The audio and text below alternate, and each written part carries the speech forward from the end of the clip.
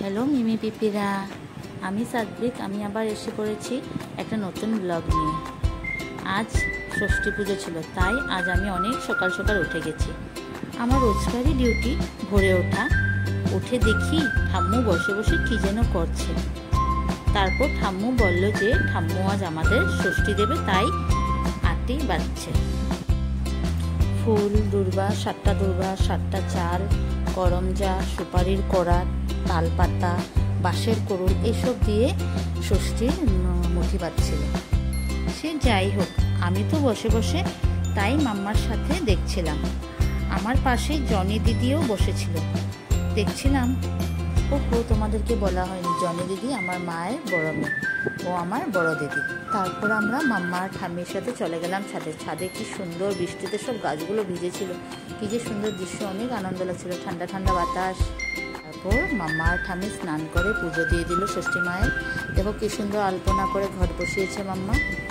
এখানে সাজিয়ে নিয়েছে ষষ্ঠীর জন্য। মা ষষ্ঠীকে পুজো করবে, আমাদেরকে সাথ দেবে, তাই আসনটাও কি সুন্দর ফুল দিয়ে সাজিয়েছে। তোমরা দেখো কি সুন্দর করে সাজিয়েছে। মা ষষ্ঠীকেও ভোগ দিয়ে দিয়েছে। এখন তারপর মাম্মা আমাকে সাথ দিয়ে দেবে। সাথ দিয়ে তারপর ঠাম্মিও কাকাইকে সাথ দিয়ে দিবে। দেখো আমাকে এখানে সাথ দিচ্ছে। আমি ঠাম্মির কোলে বসে মাম্মার থেকে সাথ নিচ্ছিলাম। মাম্মাকে ঠাম্মি শিখিয়ে দিচ্ছিল কিভাবে করতে হবে।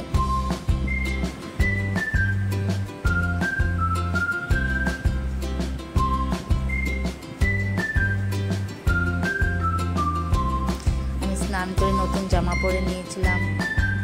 এটা আমাকে আমার ঠাম্মি, মিষ্টি ঠাম্মি দিয়েছে। মিষ্টি ঠাম্মি আমার শিলচর থাকে। ওই ঠাম্মির দেওয়া ড্রেস আমি পরে এখানে আজকে ষষ্ঠী নিচ্ছিলাম। মিষ্টি ঠাম্মিও ভিডিও কল করে দেখেছে আমাকে আজকে। আমার পর কাকাইয়ের পালা। কাকাইকে দেখো ঠাম্মি কিভাবে সাথ দিয়ে দিচ্ছে। কাকাইয়ের পরে ঠাম্মি মাম্মাকে সাথ দিয়ে দিল।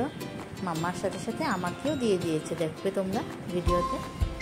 আর তোমাদের মা ষষ্ঠী পুজো কীভাবে কাটলো তোমরা নিশ্চয়ই কমেন্ট বক্সে জানাবে। মাম্মা আমাকে বলে দেবে। এভাবেই আমাদের ষষ্ঠী পুজো শেষ হলো। Tata, thank you for watching.